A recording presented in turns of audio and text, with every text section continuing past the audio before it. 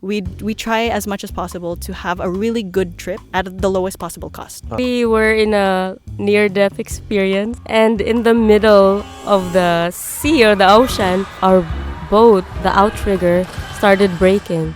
We started an online business, e-commerce specifically, where we have one product, multiple variants, and then we ship worldwide. The biggest talaga, I think, was choosing the right product. 60,000 customers yung na-serve nyo. Yes. Welcome to LKBY Podcast, a series dedicated to learning from Filipinos I admire, all while traveling the Philippines. Angelica and Aileen are two Filipina travelers creating some of the best travel videos on how to travel on a budget. But not a lot of people know how they are able to afford the travel lifestyle, especially in this economy. So if you want to have more freedom in your finances, your time, and experience more things in life, this is the podcast for you. Subscribing will really help out this channel and will allow us to interview more amazing people. So I hope you enjoy listening to this one.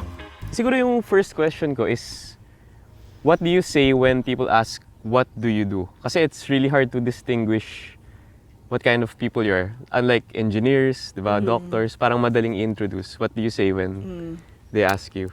So, well, I think this comes for the both of us. We consider ourselves talaga na digital entrepreneurs. So for how many years then? Since graduation, we've been running an online business talaga. So multiple businesses ever since graduation. Tapos we've been running it together then. So we've been business partners ever since college. Wow. Yeah, and we just yun talaga yung standard answer namin usually. Now we're digital entrepreneurs. We're able to work online anywhere.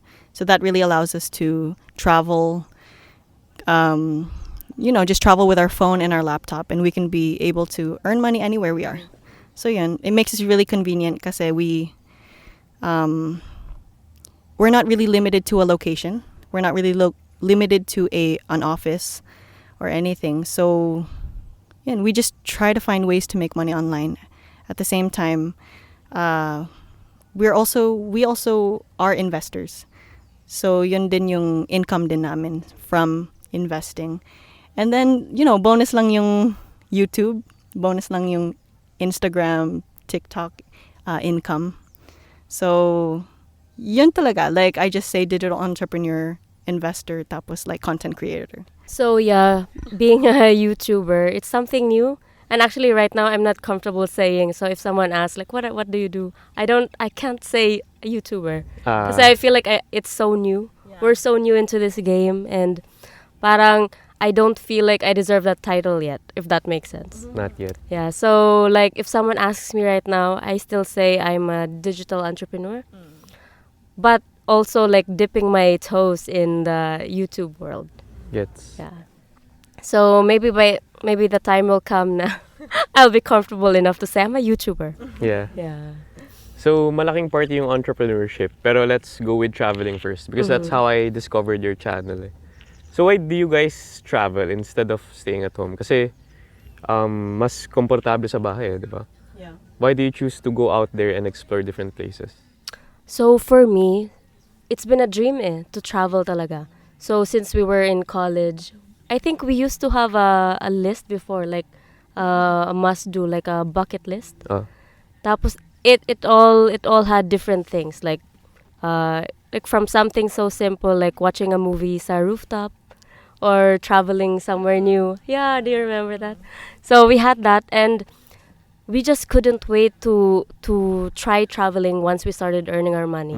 Like even my first official business, it was a travel agency. So since then, parang, why not go out there and see the world, like a little bit, little by little, and what we do, parang it allowed us to do something like that. Like we're not tied to one place. We can go anywhere we want. We can work anywhere we want, and anytime we want. So yeah, I think it's really good how we are in this industry. Is that? Yeah. Yeah, so we're in this industry and we're able to do what we want talaga anywhere. So in my case, parang I just love seeing new places. So yun talaga yung priority ko. Like I do like going to places I've been, but I prefer talaga na something new every time. So, yun, we started traveling around the Philippines. Kasi yun yung more affordable than international. So we started off locally, and then little by little we started checking off provinces off the list. Like we didn't intentionally want to, check it all off. But eventually we just kept visiting new provinces until, we almost started visiting all provinces. So like, we just decided, okay, let's visit all 82 provinces. So yun, we're currently on that journey. Around almost 60 provinces na siguro. But we've visited the same ones then a few times. Pero yun, yun yung goal namin for next year, to complete all 82 provinces. Tapos, aside from that, like, yun, we did go out internationally din. Tapos I did set a goal na parang gusto ko din mag-visit ng 100 countries. Ooh. So yeah, medyo big din yung dreams. Like, other people are, trying to visit all 197 countries kasi there's 197 out there. Pero 100 lang siguro. Lang ba? Kalahati ng mundo. Yeah, so I feel like it's a doable number. I think, eventually once we have a little more budget to do that. Pero, yun, so I think that's the reason why we traveled in. Like, we started off just wanting to visit new places. And then now it's like, we can actually visit this many places around the world. Because that quote, parang, the world is like a book. And if you only stay in one place, you only read, sorry. One page. Parang ganun. Gets. You know what I mean? So that's the quote. What is it? The world is a book. If you don't travel, you only read one page. Yeah. We kind of live by that as well. Yun din yung reason ko ba't ako nagta-travel eh. Kasi parang sayang naman yung life. Yeah. Diba? That's Kung true. nagstay ka lang sa bahay mo, sa Manila ka lang ever since, live and die there, parang sayang naman yung only life na binigay sa'yo. Yep. That's true. I want to add lang din, no? Like, so for us, we travel locally mainly ngayon. Oh. But the first time I traveled internationally, parang that one opened my eyes talaga. Like, back in 2016, so yun yung first international ko talaga to go out of the Philippines, first time. Tapos that's when it opened my eyes na ang dami pala talagang so much to experience for us. Like, dito sa Philippines, when you go out, parang yung maku-culture shock ka. And I like that feeling. Yung feeling na you are new. And I was telling Angelica before, I like feeling like a tourist. Like, how a lot of people are like, blend in, act like a local. Pero me, when I go to a new place, I want to feel like a tourist. Like, when they're looking at you, like, you feel that importance na, hello, like, yung mga tourists na, yung mga locals na they try to sell you something. They try to, like that? I like that. Na parang, oh, yes, come. But, I don't buy. Pero that feeling na they know you are not from there. I mean, some people kasi they try to act like they belong. Pero you know what? I know I don't belong, and that's fine. So parang yung feeling na you are different in that new country, embrace it. I like that. Yeah. Masaya ka sa discomfort na I like that. alien ka sa different countries. Yeah, like why try to fit in, diba? When you can stand out. So yun yung benefits when going to international versus Philippines, no? Yeah, but you know what? Even here sa Philippines, when you go to other provinces, you can also feel culture shock there, especially if, let's say, you're born from Manila. Like, iba din. Like, when you go down to Mindanao, parang iba din yung feeling there. If you go up sa North, Luzon, iba din yung feeling. Gets, totoo naman. Super diverse pa rin naman ang Pilipinas. Yeah, that's true. Pero yung question ko is, how do you break the norms? Kasi when I look at your channel, di ba, it's mostly budget. Yes. Ang idea ng tao, makaka-travel lang ako pag marami na akong pera. Kayo, entrepreneurs kayo. So, may pera ba kayo kaya kayo nakaka-travel? Ganun ba yun? Okay. So, in our case kasi, we are budget travelers because our mindset is parang if you save on one trip, you can have more trips. So, parang ganun. Like, as much as possible, we don't spend too much on travel because we prioritize talaga investments. As in, like, we don't buy stuff That which is not a bad thing na if people like buying things na, you know, bags or cars or fancy clothes and stuff. Pero that's personally not our happiness. Our happiness talaga is like spending it on travel. Pero at the same time, yung balance na parang you can actually save money on travel.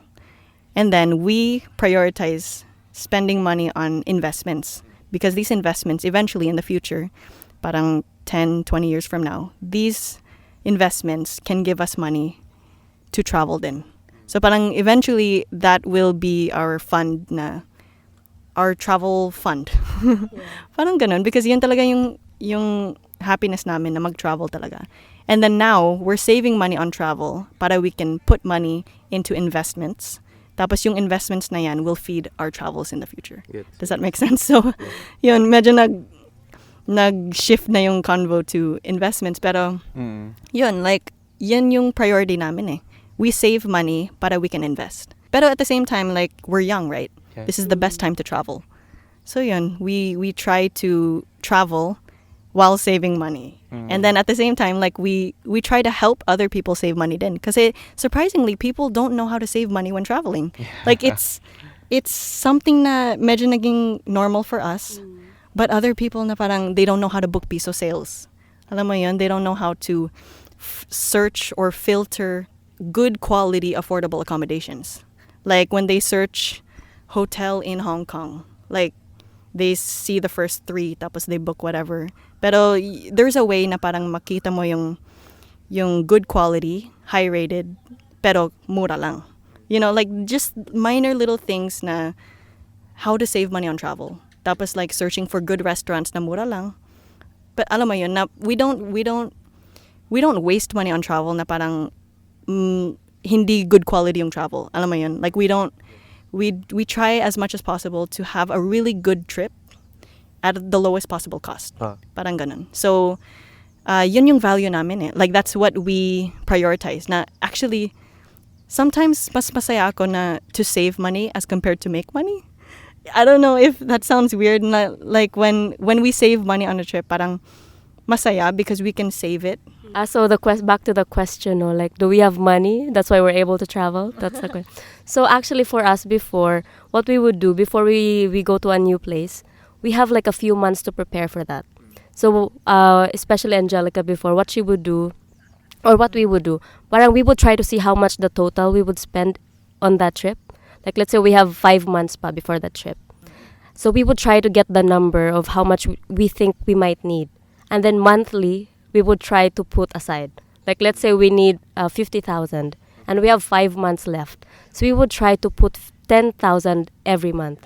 So we can afford that trip. So it's not like, oh, we have money now, let's use this money to spend on this trip. So what we would do talaga, we try to save for that trip. So we have enough and so we don't touch our savings. So we don't touch our investments. So as much as possible, we try to save for that trip. Hindi talaga siya yung, you know, like impulsive na let's do this, let's do that. Yeah, so that's why we really plan our trip. Especially Angelica, such a planner. So we try to see like every, like we even put like kahit yung miscellaneous, like let's put emergency just in case. So included na yan doon. So that's a good thing. So if you have a new place na you want to go to, you try to see how much you might spend. Yes. Like accommodation, yung flights, even the food, you put into consideration yung mga activities that you want to do. So that's a good one. Like that's a good tip like for me. So para hindi ka ma-surprise. Like you bring this much amount tapos you're like, wait, bakit nakulang yung money ko? So at least parang ahead of that, you prepared na for that trip. So yun. And aside from that then, kahit na wala kaming trip, we try to create a travel fund. So we put a little bit, like yung isa, we have a Europe fund. So even though we don't know when that's happening yet, pero we try to set aside na, like kahit a little bit lang, like 5,000 a month. Yeah, so Magkano na fund niyo? actually for me, I didn't do it religiously. Like I'm really putting aside. Sorry, my voice. I didn't do that religiously. Pero I have kasi like yung savings ko that I know in my mind that's set aside for Europe. Yan. Yeah. So I already have that aside. So Angelica, do you have that aside? Yeah, I do. you. Yeah, I do. I always set aside. Kasi meron akong travel fund. Oh, wow, this is very personal na. Meron akong travel fund, meron akong Euro fund. Tapos meron akong personal savings. So every single month, para siyang bills. Like, you know how when people set aside Meralco bill and water bill, fixed na talaga yung personal savings ko. And fixed na din yung travel fund. And fixed na din yung Euro fund. Alam mo yun? So parang naging bill. So it's like, I never miss it every month. Alam mo yun? Like, medyo naging priority din for me eh. Yung traveling. So, yun, parang, if you prioritize it, it's my happiness eh. Hindi siya like a burden to shell out. Kasi nandun na yung, you can afford it since you saved up for it. Yeah. Like that. So let's go into the investment part, the business part. Pero last question siguro about traveling. Ano yung craziest travel experience niyo so far? Are you waiting for the boat? Are you waiting for the Leading boat questions, story? Ooh.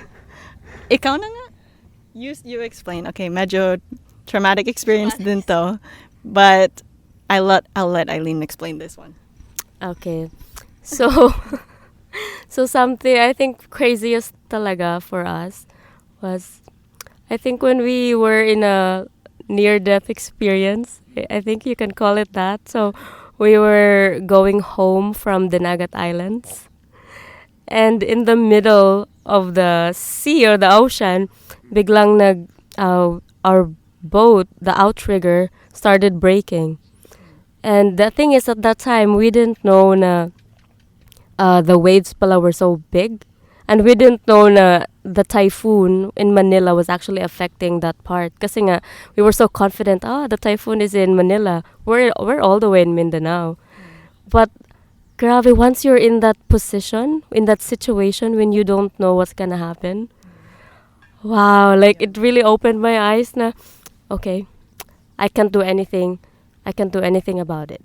And so at that time talaga I was ready for what, I don't know. I can't explain.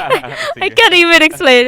It was a crazy yeah, I'm not sure. I mean, it reached the news. I mean, like, that's how it was a pretty big experience, but basically the outrigger completely ripped off. So like the boat was a little it was very wavy enough to rip off the outrigger. But that's probably the craziest thing. Like, I was crying. I was taking a video kasi of the entire 10-day trip. We were taking a 10-day trip around Mindanao and then going back to Surigao. Yun, nasira yung boat. So the whole time I was taking a video of the whole experience. Umabot ng news yung video namin. So parang, and then like, mga 20 million views on TikTok. Like, I eventually did share it naman, like yung experience namin. So, yun, we were just sharing to people like, don't get on a boat in very bad weather. Yeah. Parang ganun. So, yun talaga. I think that's, I don't know what could beat that experience, to be honest. But yeah, as of now, yun talaga yung craziest namin.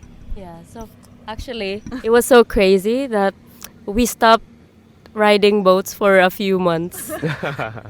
So yeah, we got traumatized. But yeah, it was funny kasi the day that happened, nag-message yung brother-in-law ko and was like, okay, I know it may sound heartless, but you have to get on another boat.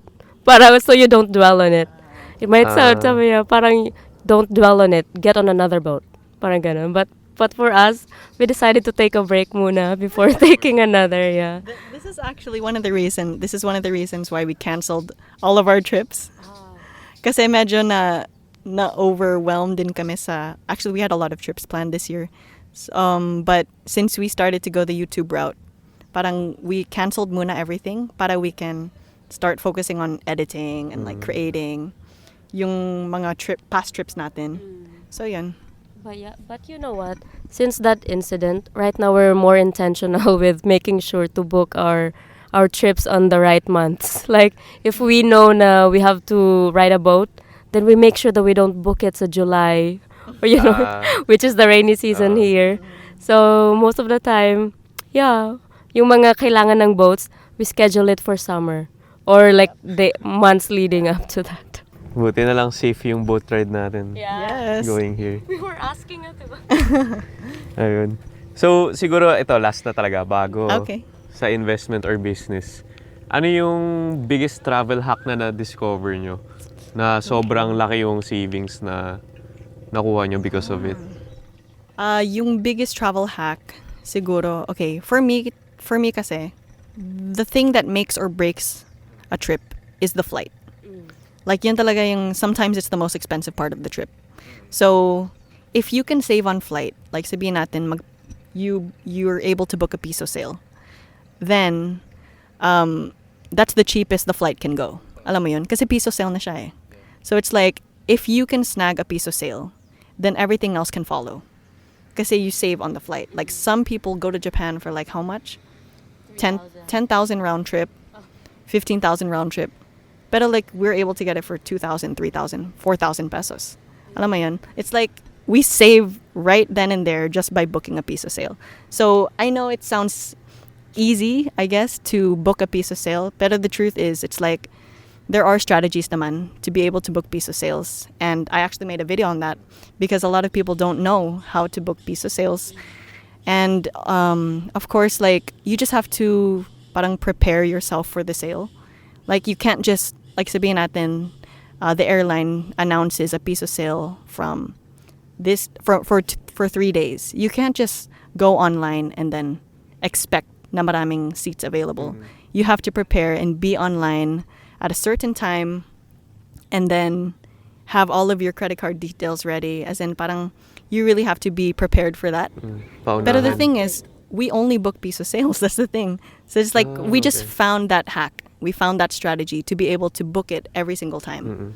So, yun, lahat ng flights namin, talagang, that's our biggest saving, I think. Kasi, we found that strategy, and we just practice it, and it just became easy now. Yeah. Yeah, I think another hack din talaga is you have to make sure you research on the place before you go there. Kasi they can charge you higher, especially if they know na you're a tourist. And they can see na you don't know anything. But if you know that this boat only costs 200 and then they charge you 500, diba? You already lost some. So if you're prepared, and it's really important to know how much you're gonna spend talaga. Like I said sa beginning. So, grabe no. Go to their channel for budget travel tips. Pero the other side of them na baka hindi pa alam ng karamihan is yung entrepreneurship part. Okay. I saw the video na you guys have a lot of income streams and investments that allow you to travel talaga and to work anywhere, be digital nomads in a way. So, let's go straight to the meat of the what is the biggest parang business that you guys have that allowed you to go to all these places? Ooh. You want it? Ako na. Yeah. Okay.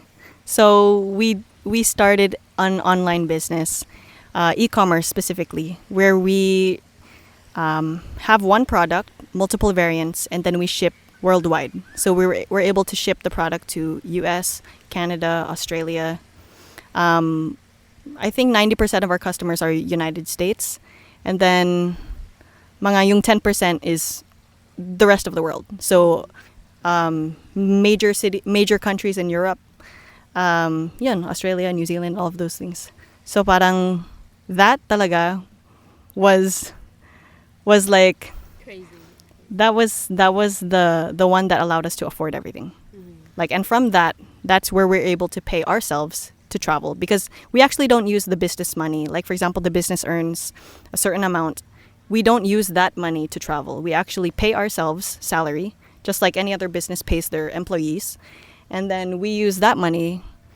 From that money, we, of course, set aside our own savings. You know, as I mentioned earlier, we have our travel fund, we have our Euro fund, we have multiple different baskets where we distribute our money. And then one of that is travel. So yun, that's the one we use to travel.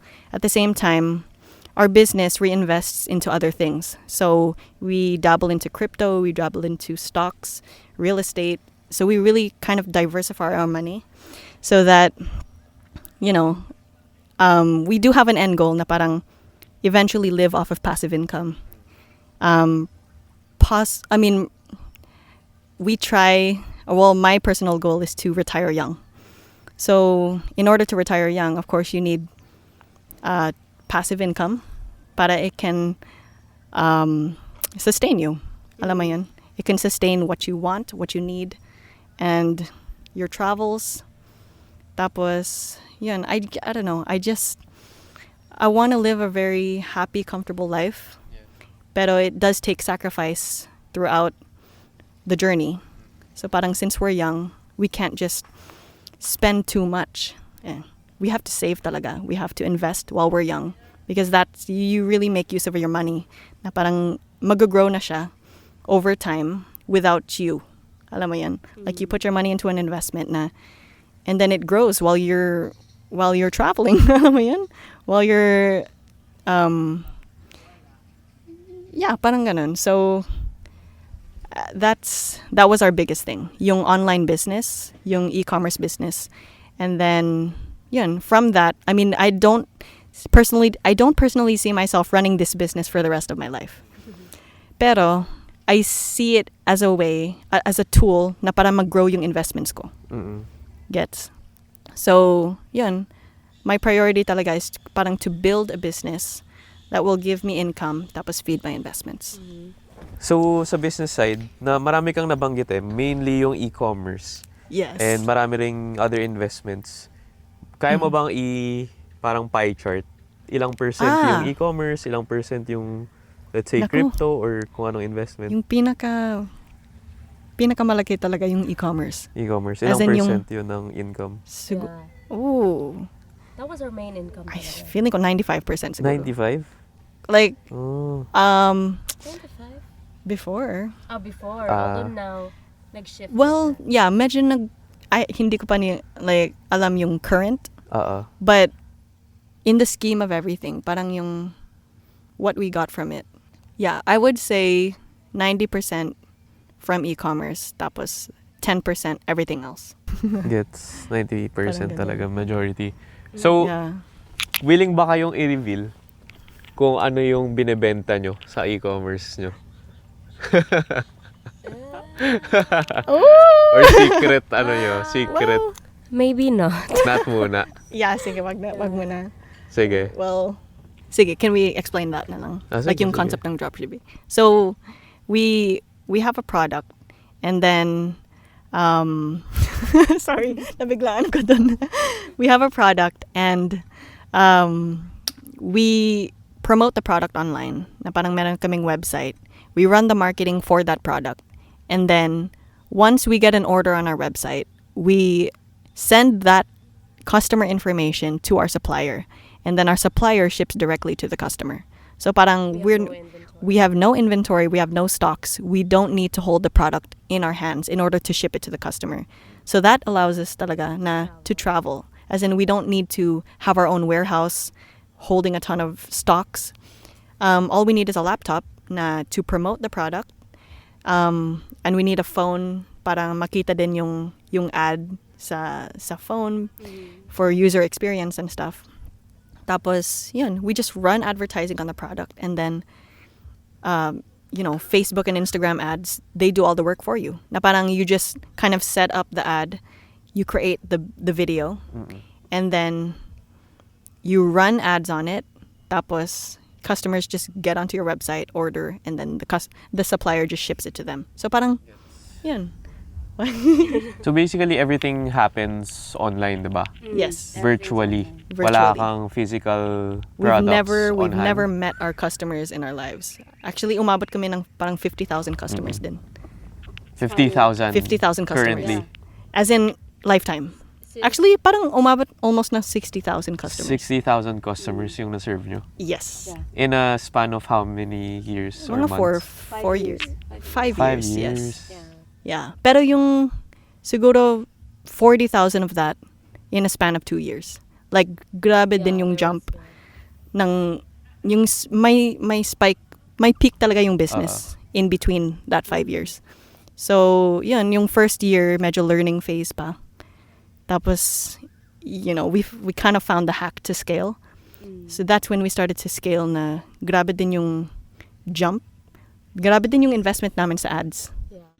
As in, medyo madami din. Yeah, we kind of invested a lot in this business in terms of advertisement. Pero yung physical products, yeah. I mean, that's just No, but we don't hold the physical product. It's cute kasi that you said we've never met our customers. But another thing is we've also never met our supplier. That's cute. Yeah. We've never met our supplier as well, but we've partnered with him for how many years? And so far so good. Like we were just blessed na maganda yung supplier, maganda yung product, maganda yung marketing strategies natin, and yeah, it just allowed us to experience our dreams. Alam mo yun? And then that led to more opportunities na parang, since we're traveling already, why not create videos? Why not create content and then maybe earn from that? So yun, that's how it all started. Pero for me, di ba? So, basically dropshipping yun, di ba? Yes. And you do everything online. You can work anywhere dahil nga online siya. Ano yung catch? Kasi parang to a lot of people, parang too good to be true. Kahit ako Yes. nung narinig ko yung dropshipping back then, 2019, sobrang daming quote-unquote yumayaman, sobrang daming naging guru. Yep. Ano yung kinailangan yung gawin para mag-succeed and ano yung naging challenges nyo? Okay, so yung challenges, I think, to be honest, hindi talaga malaki yung initial investment sa dropshipping. Basically, it doesn't require a lot of money to start, but in order to make sales, that's where you need to invest. Like what I mentioned earlier, yung marketing. So I think that's where people lose it. Now, that's where people lose money, yung marketing expense talaga. Kasi yung dropshipping, you don't need to buy inventory, diba? Pero you need to invest money into marketing, such as Facebook ads, Instagram ads, TikTok ads. And then if your marketing doesn't work, that's where people blow off their money. So like, for example, we started off na parang, sabihin natin ang pangit ng video ad mo. Tapos you run, let's speak in peso, parang you run 5,000 pesos on your video ad to run to, sabihin natin, 50,000 people. If pangit yung video ad mo, no one is going to click your ad. No one is going to buy your product. So eventually, you just wasted 5,000 pesos. But another person who has a better video ad runs their ad for 5,000 pesos. So they have a 5,000 pesos marketing spend. Pero maganda talaga yung video, maganda talaga yung website, and they targeted the right people. That's where they make money. So it really depends din sa your video, your product, your website, your audience. Kasi hindi siya like, for example, anyone can start a dropshipping website. Pero if you don't check off all of that on the list, if there's something wrong, that really affects your business.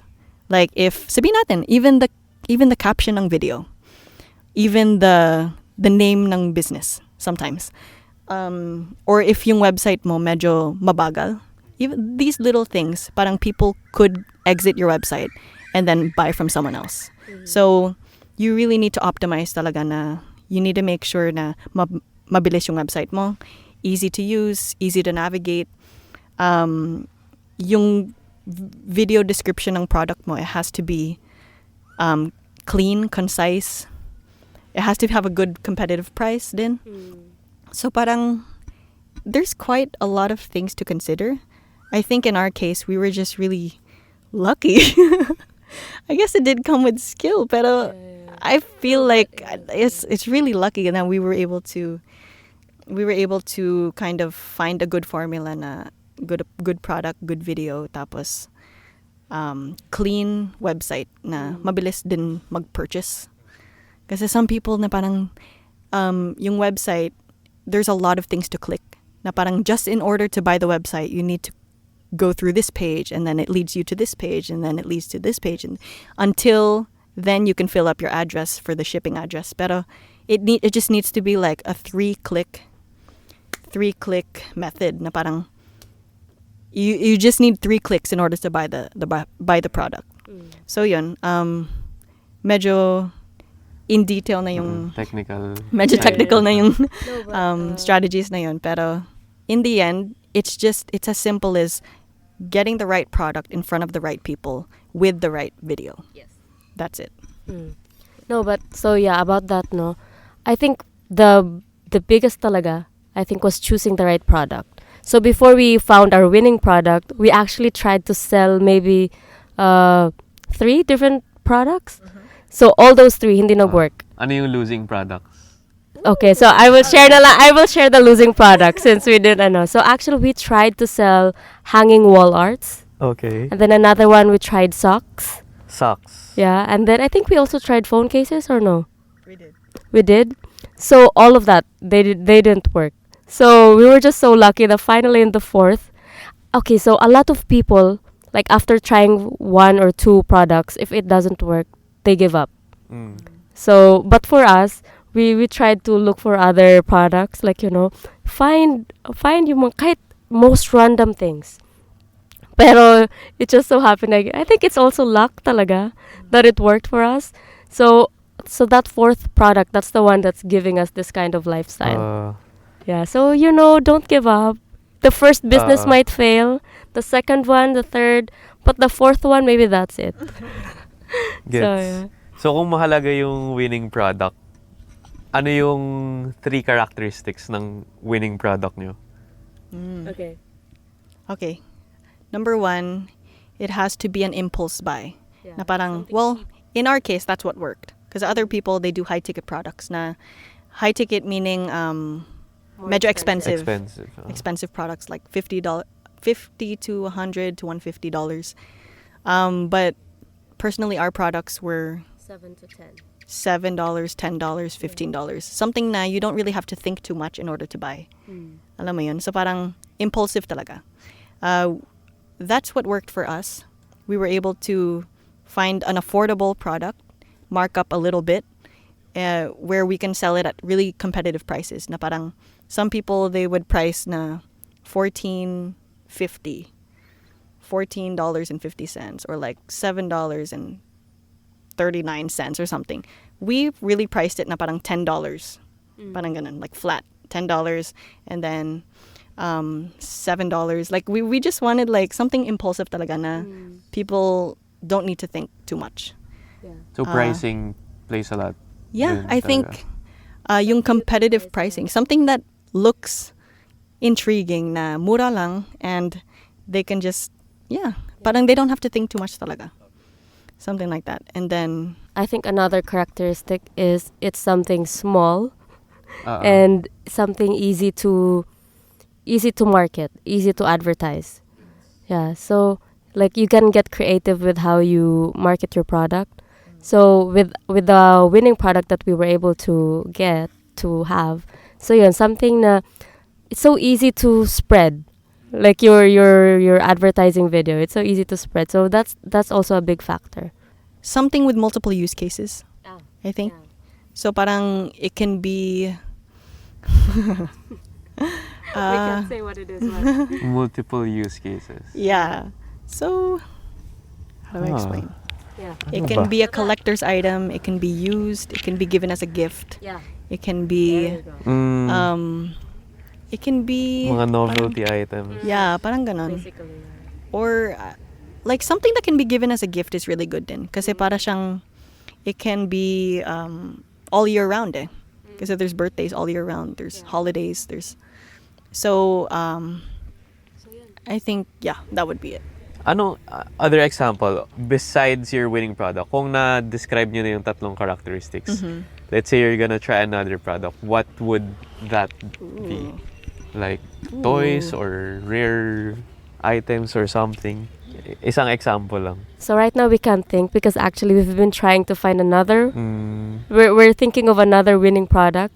Kasi nga, did we share already that our business is on pause? Oh, okay.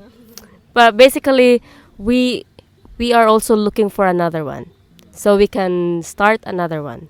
So if we find that winning product, we'll let you know. Okay. Or if you can tell us a winning product, give us an inspiration. Gets. So, context nga, no? So, hindi mo nasabi, pero you guys are actually pausing the business for something else, which is content, Yeah. YouTube. Yeah. Bakit YouTube yung napili nyo? Okay. So personally, I really see a huge opportunity with YouTube. Like for example, parang YouTube yung next, like what Spart was saying, YouTube is like kind of the next way, the next television. Alam mo yun, na parang, I personally don't even own a television. My family doesn't even watch cable. Alam mo yun, like, I don't, like, we spend our time on YouTube. My mom watches cooking recipes on YouTube. My brother watches podcasts and inspirational videos, and I personally watch like twice music videos, or like basta everything is on YouTube. Like para siyang Google din. Like if you have a question, you just search on YouTube. So yun, like initially I would search how to best places to visit in example Puerto Galera. I used to search on Google, I used to search on blogs and stuff, but now like there's a lot of information on YouTube, and there's visual guides. So because of that, like, and because of the fact that we do travel quite often, we decided, why don't we make videos on YouTube, and why don't we also show guides? Why don't we kind of help? Why don't we share our itineraries? Why don't we share our budget?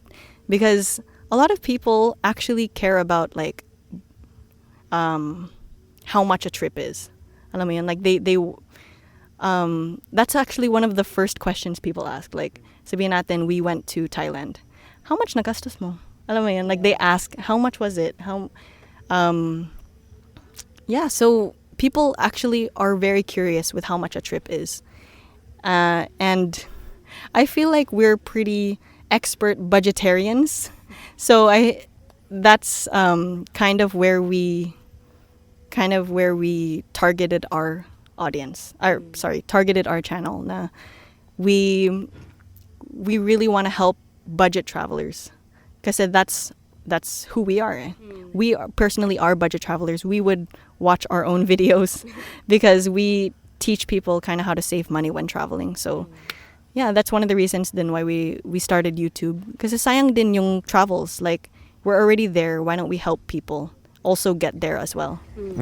So, Yeah. Gets. So, kayo, right now you're going into YouTube. Maganda yung opportunity. And namimix nyo siya with yung travels nyo, which is what you've been doing already. Pero you also went through a phase of entrepreneurship, investing. Ano yung advice nyo para sa mga tao na hinahanap yung next thing na gagawin nila? Kasi I'm sure a lot of people out there are, let's say in the corporate world, pero they also want to be your own boss, to try and become digital entrepreneurs. Like me, for some time, talagang, hindi naman corporate, pero nasa office ako, 9 to 5. Tapos, it took me some time to really decide na, YouTube yung gusto kong gawin. Kayo, may pinagdaanan na kayo with business and content. Ano yung advice mo para sa mga naghahanap pa ng gusto nilang gawin? So for me, you can try talaga other things, other income streams, and it wouldn't hurt to have multiple. So if you do decide to quit your job and to go to do YouTube full time, it will be nice to have a backup plan. Because like for us, before we started going into YouTube, we had a business, and then we have passive income from an investment. So just so you have that security, especially financial security, that if let's say YouTube doesn't work, at least you have something to fall back into. And I think before you start something new, then you have to plan it ahead. And if you know that there's a future for you there, you know what, go ahead and try it. Like, you will never know talaga unless you try. And yeah, like for us kasi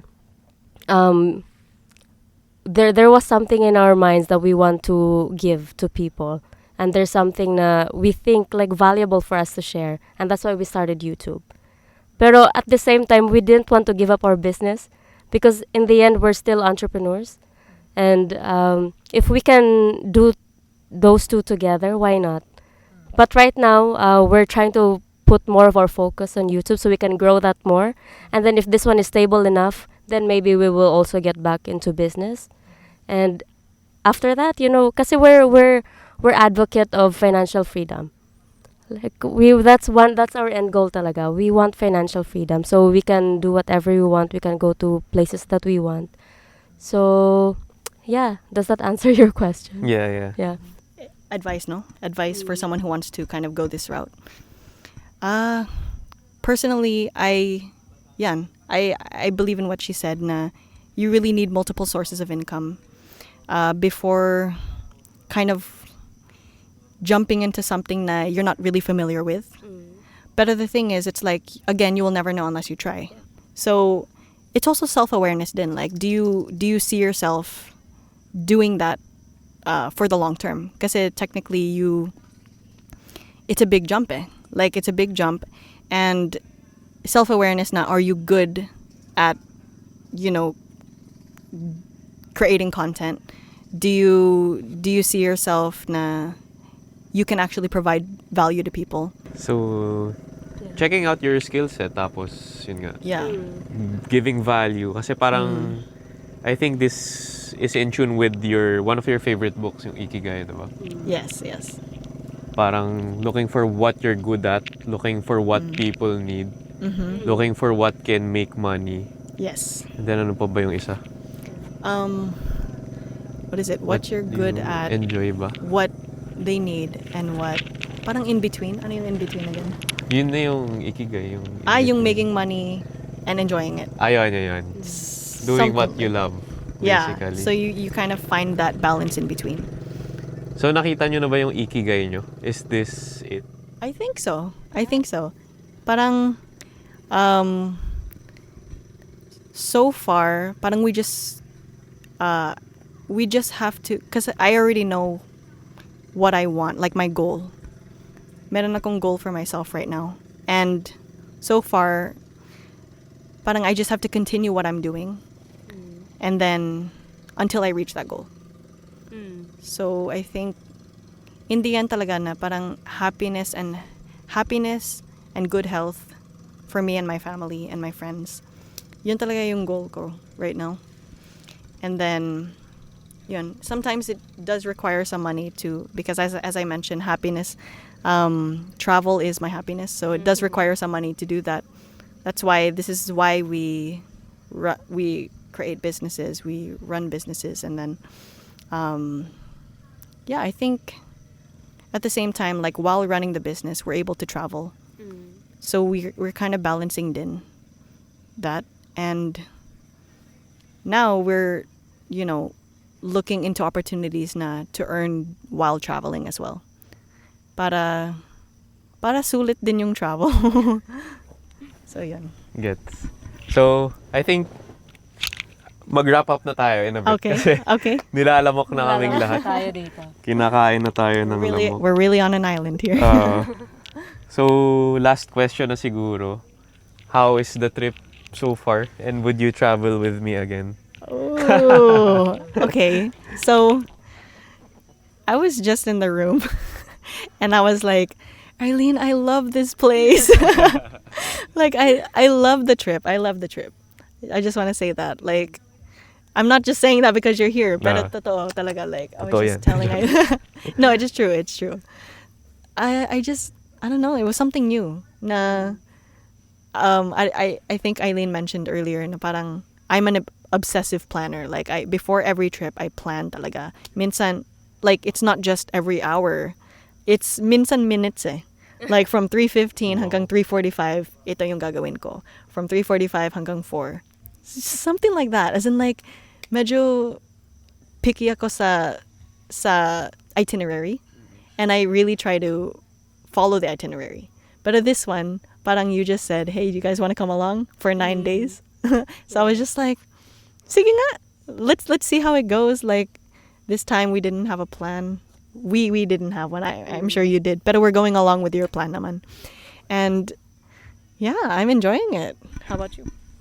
Actually, so before we started this, so I think we probably talked about this. Kasi me as as an introvert, sometimes, you know, before you do something, you think about it first. So like for me, I was telling Angelica, do I really want to be with someone I don't know for that long? Yeah. Especially stuck in a place and someone I don't know, and then I have to prepare myself mentally to converse. I have to prepare myself to you know, of course, to try to get along with you. But you know what? This whole time, everything was just natural.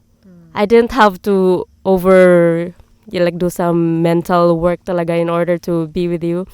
But like, I think kasi you're also giving off that vibe na you just also want to, you know, be with us in that way na hindi like we don't have to exert too much effort, because I also don't think you want to exert too much effort. Diba? So, and I think you mentioned then that you're also an introvert. So you were also thinking days ahead, like, how is this gonna go? You know, if everything goes well. But, and I think also that responsibility na you were the one who invited us. Yeah, and so like you're probably thinking na I have to make sure that this ends well. Diba? So, but I just want to say that you are a good travel buddy. Yay. Especially for Thank me, you. kasi I like slow-paced travel. Yeah, I like slow-paced travel. I like na parang dapat walang pressure. You know, so kasi it's traveling and we're here to experience what this place has to offer. We're here to go through this trip together. So it's just nice that everything, you know, it happened naturally. Good. Yeah, and it's been fun learning from you, and it's been fun sharing, and it's been fun getting to know you. Thank you. Yeah, and so you know what? I would love to travel with you again. Yes. Yeah. So Thank where are we you. going next? Tara. Oh, Marami how pa. about you? Would you travel with us again? Oo naman. Yay! Kasi, Yay! yun nga, I think same personality. Tapos, kaya ko nga kayo in-invite kasi gusto ko talaga matuto sa inyo eh. Like yung dropshipping na yan, yung mga kung paano kayo mag-budget travel. Tsaka super chill kayo and game kayo for anything. Hindi kayo super, kahit na sobrang organized ka sa time, parang... Di ba kami mang-arte? Hindi nga eh. Actually, Really? Okay. Good. not at all. Yay! Thank you. Oh, kasi we wanted to act like diva sana. Yeah. Yeah, I think we're generally parang game for anything.